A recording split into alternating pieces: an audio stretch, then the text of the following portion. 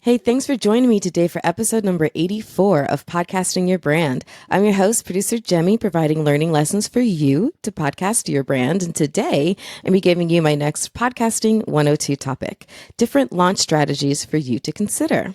And this episode is brought to you by my own brand, Flintstone Media. Listen in and let's do this first by starting with one of my daily tips. Hey, it's producer Jemmy with your tip today, and I get asked a lot about where to find great guests. Let's focus in on that this week, starting with where to find them online. And I cannot go past my last Pro Peer podcasting guest, Alex Sanfilippo. He is the creator of Podmatch. So let's start there because Podmatch is a phenomenal website where you can go and set up your own profile as a podcast host. And guess what? There's a library of people who set up their profiles to raise their hands and say, we want to be guests on podcasts. And you can go look at all of their profiles and just pick away and start reaching out to them. So Podmatch is a great initial resource. Then also go into online groups like on Facebook or even better social audio spaces like Clubhouse and Clapper. That way you can hear how people are. So tap on their bio, see what they're about, but then also listen to how they engage and figure out who would make a really great guest for you. So that's how you find them online. I want you to find yourself online here every day, podcastingyourbrand.com. More tips. I'm producer Jemmy.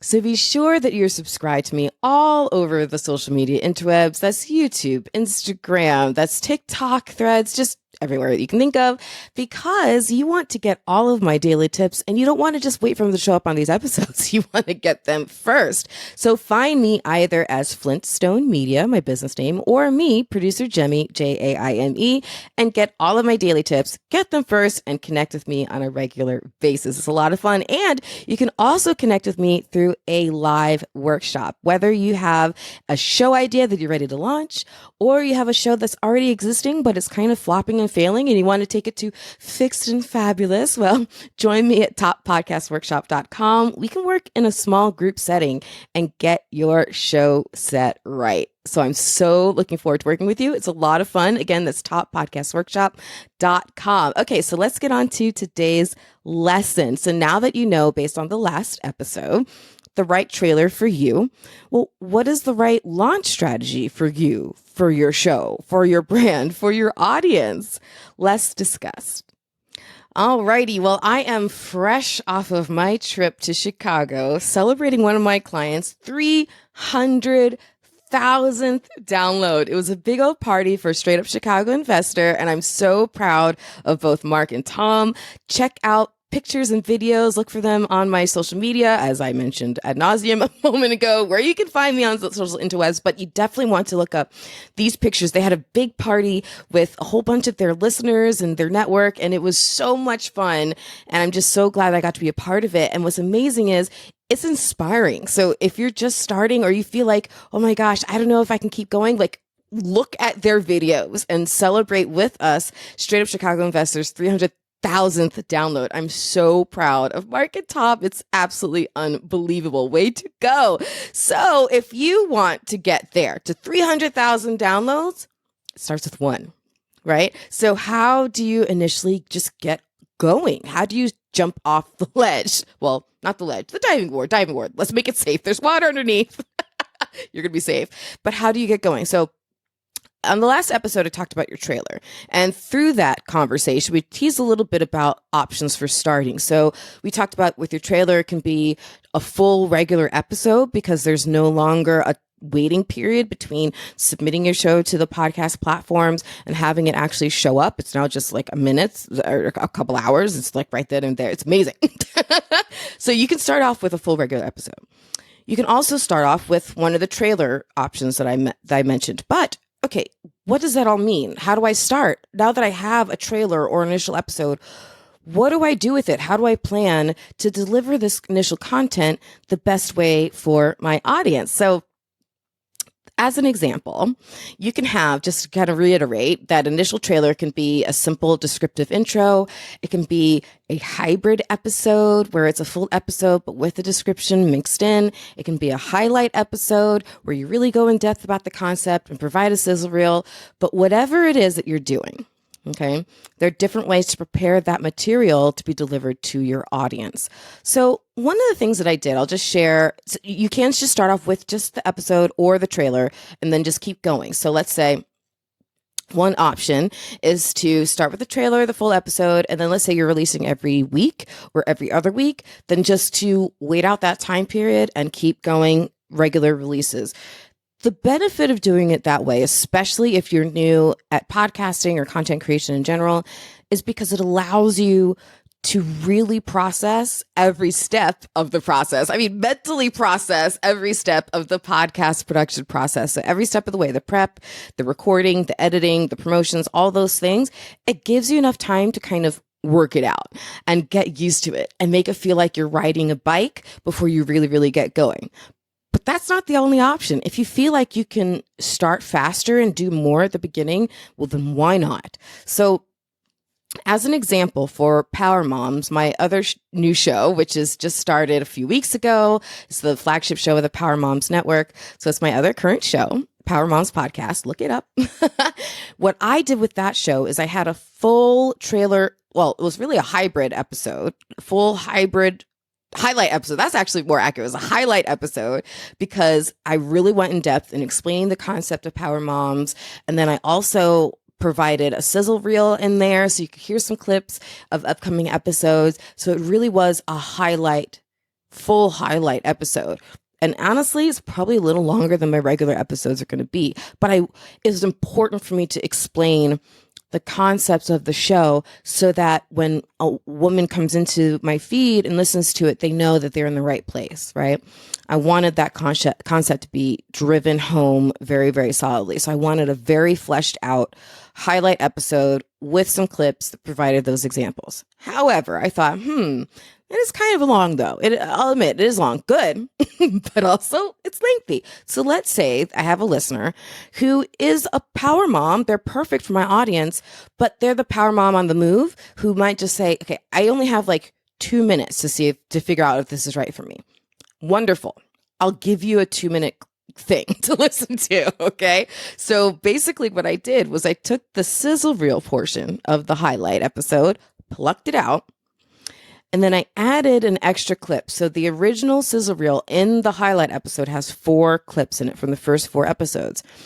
So in order to kind of entice people to listen to this extra offering or make it not seem like it's nothing actually really new at all, I did give it a little bit something new. So I plucked out the sizzle reel, but then I added a little clip from the 5th episode so that if you did listen to the full trailer, you might still be compelled to listen to the sizzle reel. Or if you listen to just the sizzle reel, you feel like, oh, I've got a one up on anybody who listened to the full trailer. Haha. But either way, it's going to be suitable for whomever comes across it. So I put out both. I put out the full trailer first, and then I put out the sizzle reel shortly thereafter. And that way people could sink their teeth into it as much as they wanted to before they needed to take action. Okay. Another option is to do a simple intro, just a simple intro sizzle reel trailer, sizzle trailer, not a simple sizzle reel trailer. That's not what I meant to say. A simple trailer episode, just a descriptive intro, the very first option that I explained on the last episode. So you just put that out, right? But then your first episode is a hybrid episode. So the first episode is the full one with the explanation and goes through everything. Now, on an episode, my trailer for People of Florida was just like this. It was a full episode, and then I explained each part of the show and the concept and the purpose of each part of the show as I went along. So that first episode, there's an episode 0 trailer, then there's an episode 1 that's much more fleshed out hybrid episode, and then episode 2 was a regular episode moving forward. And actually what I did for that was I released each of those a week apart. So that I stayed on the regular schedule that my audience was going to be predicting. So that takes me to not only just what you can do as far as the materials, which I covered quite a bit on the last episode. So rewind back to episode 83 for all those options. So now you have your bucket full of things you're doing with your trailer. What should your initial cadence be? Well, in my not so humble opinion, one I've seen work well over and over and over again is if these initial content offerings, trailer, initial episodes, whatever, if they're delivered in the same cadence as your episodes are going to be delivered moving forward. So let's say you're planning on having your podcast released every other week. then your initial episode should be every other week. If you're having your show come out every week, your initial episode should be once a week, spaced out by a week. Now, here's the thing though, an option. You can double up on those initial days because there's a lot of benefit to giving people more to sink their teeth into when they first find your show. If they really like your show, they will want to listen to an episode. So there's a lot of benefit to having that already available on the feed. So what that could look like is you release your trailer and you release your first episode and you do those on the same day.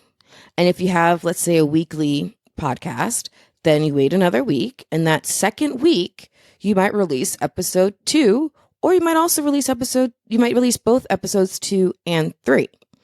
And again, you're just giving them a little bit more to sink their teeth into, but you're getting your audience used to how often they're actually going to come out. So you're getting them used to the cadence. Okay. There's a little known fact in podcasting. It is better to eventually give your audience more than to eventually give them less. So a big mistake I see too often is somebody who is planning on having a show out every other week, but they start by releasing those initial episodes every week. And then the audience is like, oh, this is going to be a weekly show. This is great. And then that first time that the week feels skipped, the audience feels let down. It feels like you're moving into inconsistency and they may be less likely to come back.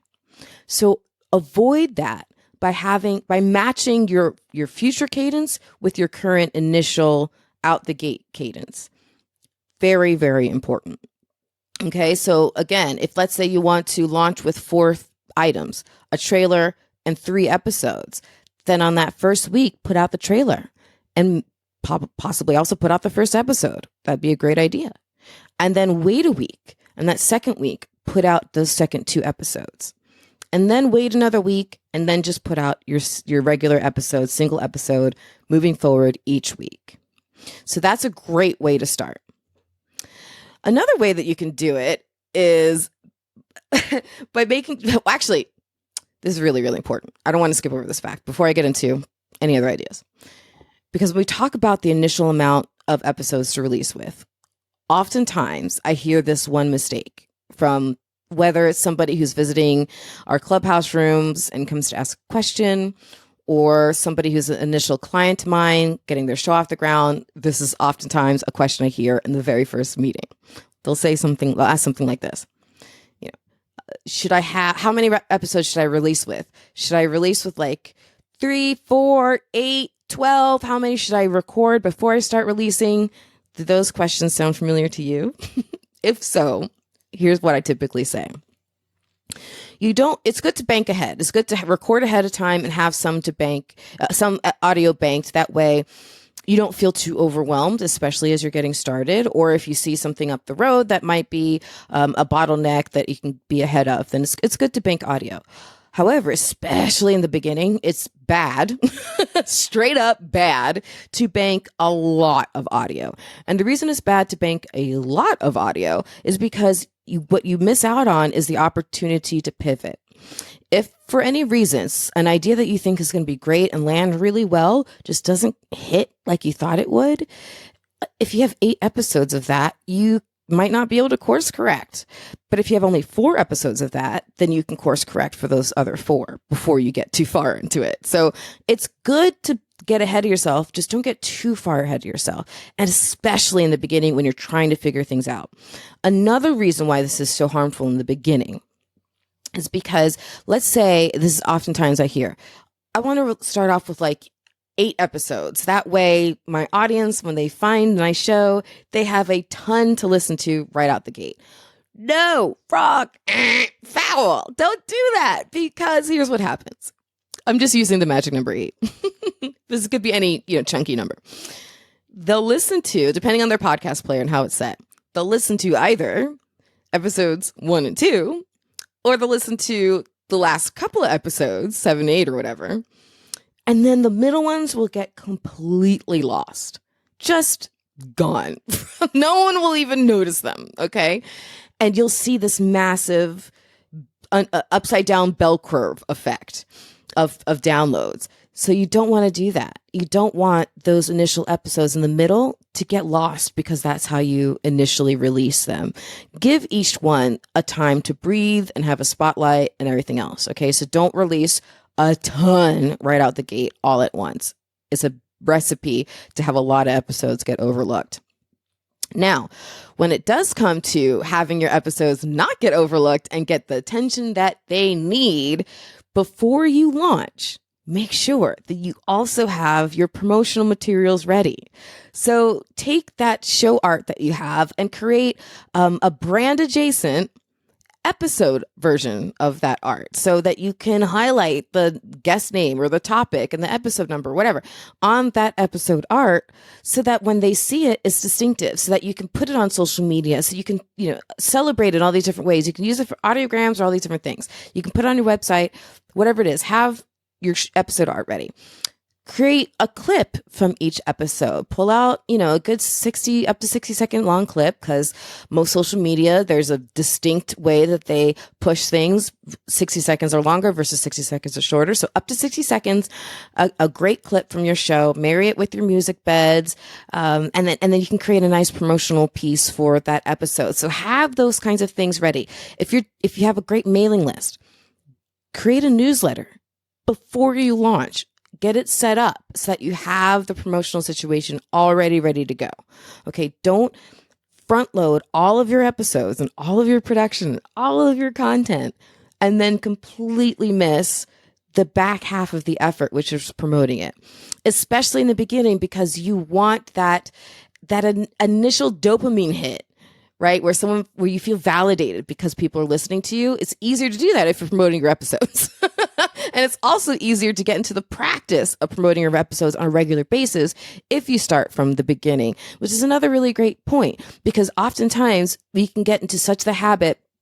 We're churning content and we forget to promote it, and we don't see the numbers growing, and it gets frustrating, and that leads to pod fade. So from the beginning, make sure you maximize your dopamine hit potential and allow yourself the opportunity to properly promote your initial content. Promote the show itself as an overall entity, and then also promote each individual episode. And if you have guests, make sure that they're on board for promoting those episodes too. Okay, so make sure you have initial content, initial release strategy plan, and the promotional materials ready. And that's it. You're off to the races. But one more quick note, okay, on your initial format, because your initial format of your show can be just that, your initial format. Don't put too much pressure on yourself to have to get the show perfectly right with all the different moving parts right out the gate. Okay, do not do that. Learn this process, learn this craft over time. So I mentioned Straight Up Chicago Investor just came back from Chicago. They celebrated their 300,000 downloads. So excited for them again. I could go on and on. But they evolved, okay? They evolved into not only having a weekly show, but then also having a bi-weekly bonus episode. So that didn't happen at the very, very beginning. That wasn't the concept at the beginning. But they listened to their audience. They got used to all the moving parts. They figured out the different opportunities. We worked together through coaching and consultation to see what they needed, what their audience wanted. They listened to feedback, and things evolved over time. So if you put too much pressure on you to have everything figured out, probably you're going to get it wrong. I mean, I'm just being honest. You're probably going to get it wrong. So don't do that. But then also you're going to get frustrated because you're going to have to kind of unwind the threads in order to put together what actually is going to work. So just give yourself an initial, very basic format that you can build off of and build into. So man, I cannot wait to see how your show evolves over time, but that does start with your initial launch strategy. Alrighty, now let's end with one more of my daily tips. But before we do that, I just wanted to give a quick shout out and mention to the new network that I'm building, the Power Moms Network. So I mentioned the flagship show, Power Moms Podcast, at the top of the episode briefly. So the Power Moms Network is being built to empower moms to lift the world. And the flagship show is all about exploring how you can take these superpowers that you've developed through motherhood and parlay them into successes all over the place. So go to powermomsnetwork.com, join the community, listen to the show. There's so many other shows that are coming on board, and there's lots of ways that you can get involved. I'm so super proud of what we're building here. It's going to be amazing.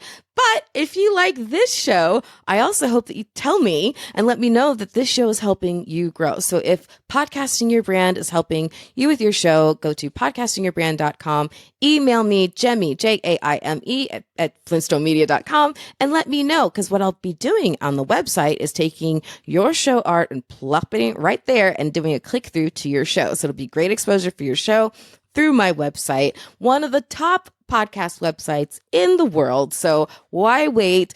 Don't hesitate. So tell me right now, Jaime at flintstonemedia.com. I want to be able to share with the world that your show is growing with podcasting your brand. All right.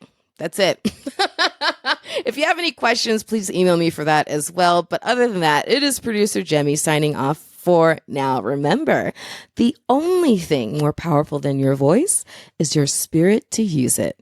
So turn that mic on. Now let's get to that last daily tip. Hey, it is producer Jemme with your tip for today, continuing to focus on putting out both a video and an audio only version of your podcast. So as you're recording with the cameras on, I want you to keep something really important in mind. Not isolating your audio only consumer. And you can do that through two things. Number one, if there's anything that comes up during the course of recording that is visual, just explain it. Give a description, say what action is going on, or describe the object that you're holding up or whatever for the benefit of your audio only consumers. The second thing I want you to do is, while you're editing, take out any references to visuals that just won't make any sense and will isolate your audio only consumers. So for example, this last episode, at one point I held up my microphones and said, hey, here are the microphones, right? I took out that quick clip from the audio only version. Otherwise it would have just made my audio only consumers feel isolated. All right, come back here every day, podcastingyourbrand.com, for more tips. I'm producer Jemme. The Power Moms Network, empowering moms to lift the world.